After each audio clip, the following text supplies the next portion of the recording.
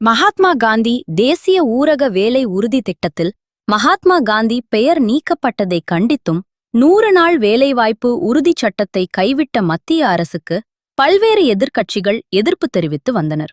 இந்த நிலையில் விருதுநகர் மாவட்ட காங்கிரஸ் கட்சி சார்பில் விருதுநகர் ரயில் நிலையம் அருகே உள்ள காந்தி சிலை முன்பாக விருதுநகர் நாடாளுமன்ற உறுப்பினர் மாணிக்கம் தாகூர் தலைமையில் மத்திய அரசை கண்டித்து உண்ணாவிரத போராட்டம் நடைபெற்றது.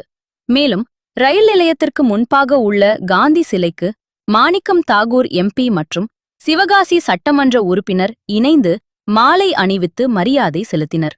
மேலும் காலை 9 மணிக்கு தொடங்கி மாலை 5 மணி வரை நடைபெறும் உண்ணாவிரத போராட்டத்தில் 700க்கும் மேற்பட்ட காங்கிரஸ் கட்சி நிர்வாகிகள் கலந்து கொண்டனர்.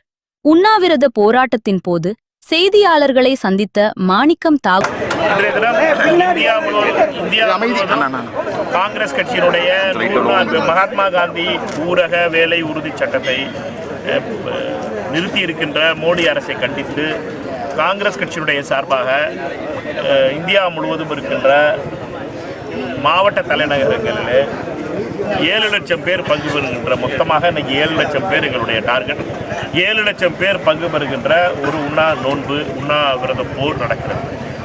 இது காந்தியத்தினுடைய ஒரு போர். காந்திய கொள்கையிலே நம்பிக்கை வைத்திருக்கின்ற காங்கிரஸ்காரர்கள் அனைவரும் இன்று காந்தி சிலைக்கு முன்னாலே அமர்ந்து வேலை உரிமை சட்டத்தை எடுத்த மோடி அரசை கண்டித்து இந்த போர் நடக்கிறது. இந்த போரை பொறுத்தவரை எங்களை நாங்களே வளர்த்தி 7 லட்சம் பேர் இந்தியாவில் பங்கெடுக்கின்ற இந்த திட்டத்தில் இந்த போராட்டத்தில் விருதுநகர் ரயில்வே நிலையத்திற்கு முன்னாலே சட்டமன்ற உறுப்பினரும் அசோகன் அண்ணாச்சி அவர்களும் மாவட்ட காங்கிரஸ் கட்சியுடைய தலைவர்கள் ஸ்ரீராஜா சுப்பர் அவர்களும் ரங்கசாமி அவர்களும் மற்றும் தோழர்களும் இதில் கலந்து கொண்டிருக்காங்க.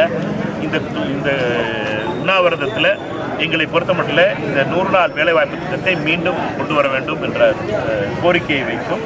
இதை எதிர்த்து எங்களுடைய முதல் கட்டமாக 45 நாள் போராட்டம் என்பது அறிவிக்கப்பட்டிருக்கிறது. அதனுடைய முதல் தொடக்கமாக உண்ணாவிரத போராட்டம், அதற்கு பின்னாலே கிராமங்களுக்கு செல்கின்ற போராட்டம், அதற்கு பின்னாலே சத்தியாகிரக போராட்டம் மாவட்ட ஆட்சியர் அலுவலகங்களில், அதற்கு பின்னாலே கவர்னர் மாளிகை முற்றுகை போராட்டம் என்று 6 அடுக்கு போராட்டமாக இந்த போராட்டம் நடைபெற்று வருகிறது. அடுத்த 45 நாட்களில் அதனுடைய முதல் கட்டமாக இன்றைய உண்ணாவிரத நோன்பு தொடங்கியிருக்கிறது.